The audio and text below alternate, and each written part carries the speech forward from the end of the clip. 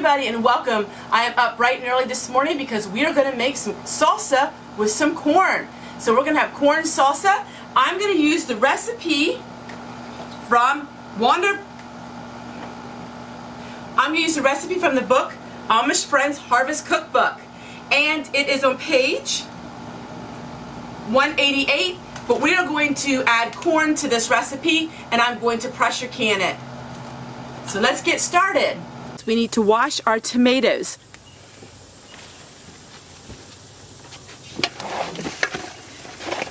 So I have my kettle here full of water, and what we're going to do is we're going to boil this water, and when the water is boiled, we're going to add our tomatoes. Now these tomatoes here are already washed. Now we need to go ahead and wash these tomatoes, and we want to make sure we take the green stems off of them. So what we're going to do is we're going to blanch these tomatoes. I'm realizing that the more work I can do outside, the easier it is for me for cleanup. So I just take this hose and I use the hose to wash off these tomatoes. Now I picked these tomatoes about 4 days ago, so we're going to really want to go through them to make sure we don't have any spoiled ones. But all of this mess can be outside. Now if you have little spots like this, that's fine. We can cut that out afterwards.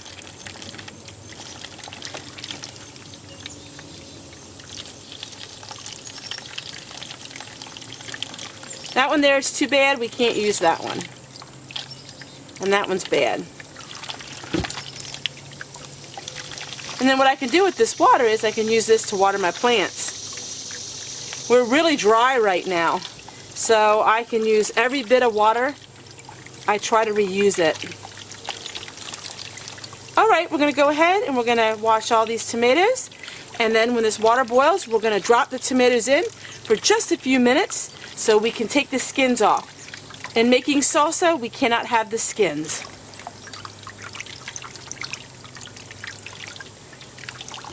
It's a lot of work, but what I do is I do it within 2 different days. Today we're going to blanch them, get the skins off, and then get them ready, and then tomorrow we're going to actually mix up the salsa. Of course this is all going to be one video for all of you, but for me it's going to be in the course of 2 different days.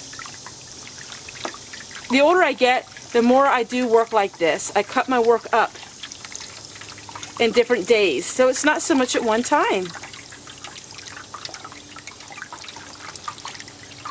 Now this is the fastest that my water goes.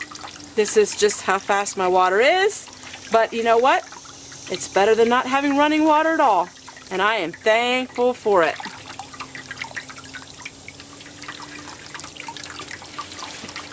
Alright everybody, so the water is boiling and I dropped all the tomatoes in. Now what we're going to do is we're going to keep them in here for a couple minutes. We don't want to cook them, but we want the skins to be able to peel off of them. So we'll keep them in here for a couple minutes. We're going to put them back into the kettle, this other kettle, and when they're cooled we're going to have the skins slip off of them. So this is step 1 of making the salsa. I have my onions already cut up, and then we will basically just put everything together and can it. I am going to be pressure canning this because I do have corn going to be going in it, and I am pressure canning it. It does have vinegar and sugar in it as well, so the acid content will be high, but we are going to pressure can this just to be safe.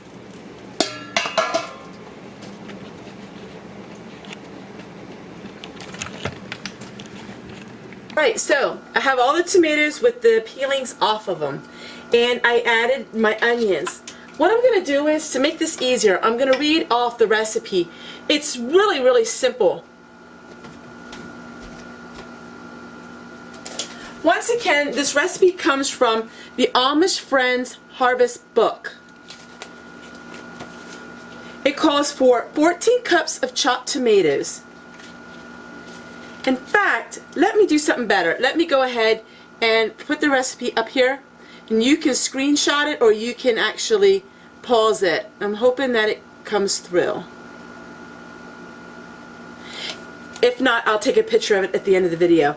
14 cups of tomatoes, 3 cups of onions, 2 cups of green peppers, a half cup of hot peppers. Now I'm doing something different.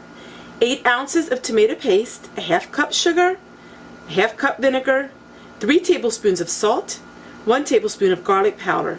It calls for a teaspoon of cumin and a tablespoon of cilantro. I do not like either of them. 5 tablespoons of clear gel, and then I'm going to add some corn to mine as well. So I'm going to show you how we're going to do it. Now it calls for 8 ounces of the tomato paste. I'm not going by ounces. I'm just going to put in what I think is about 8 ounces, and then I will check it as it cooks.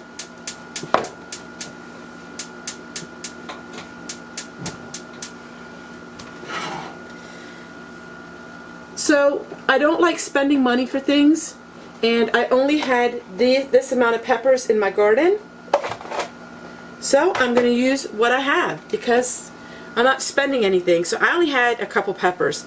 I'm not putting any hot peppers in mine because I'm going to show you what I'm going to do with mine. I do not like a really hot salsa, but I am going to add the ingredients, the sugar and all the vinegar in that as well, the way it's supposed to be. Or a half a cup of vinegar. I am going to add that. It calls for half a cup of sugar. I like mine a little sweeter. I'm going to go with a full cup of sugar. As you're starting to realize, my cooking is my style. I never follow a recipe to the exact. That's just how I am. A few people do not like that, but this is how I cook. I don't follow directions exactly. So now it calls for garlic powder, a tablespoon. I like to cook things and then add other things as it tastes. So we're going to add a tablespoon of the garlic powder, not salt.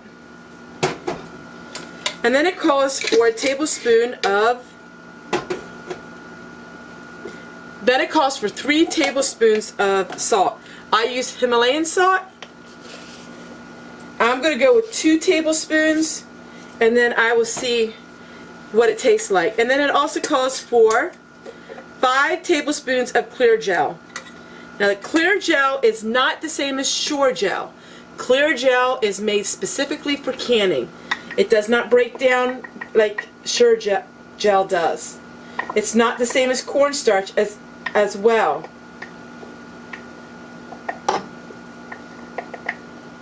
Alright, so that is the main ingredients. Then I'm going to show you what I'm going to add to mine to give it just a little bit of a kick.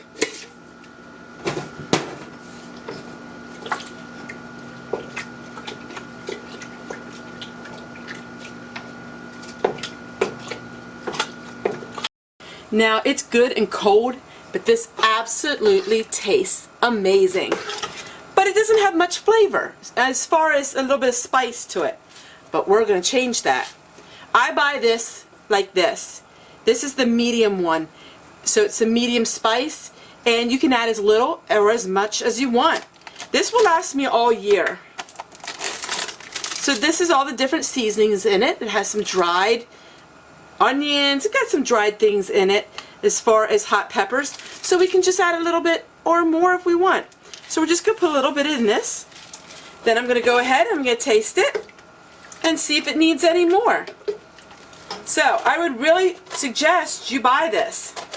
Now I got mine on eBay, and it really wasn't that expensive. And a little bit can go a long way.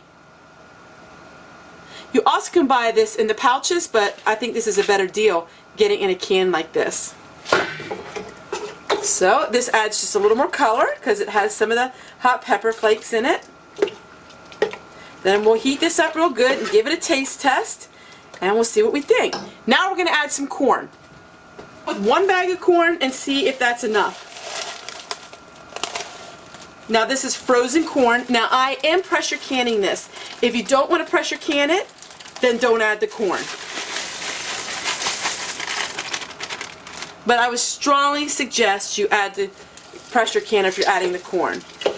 Makes it so pretty, and I think 1 bag is going to be plenty.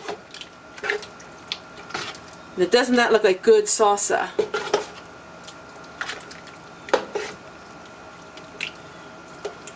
Alright, let me get a spoon and give it a taste test and see what it needs.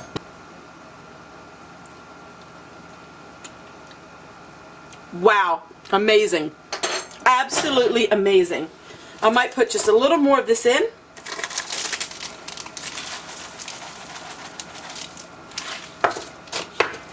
This is wonderful. I'm really excited how it turned out. That's going to be plenty of the spice. You can also buy this in hot as well. Alright, we're going to soon jar this up, and then we're going to pressure can it for 20 minutes at 10 pounds pressure.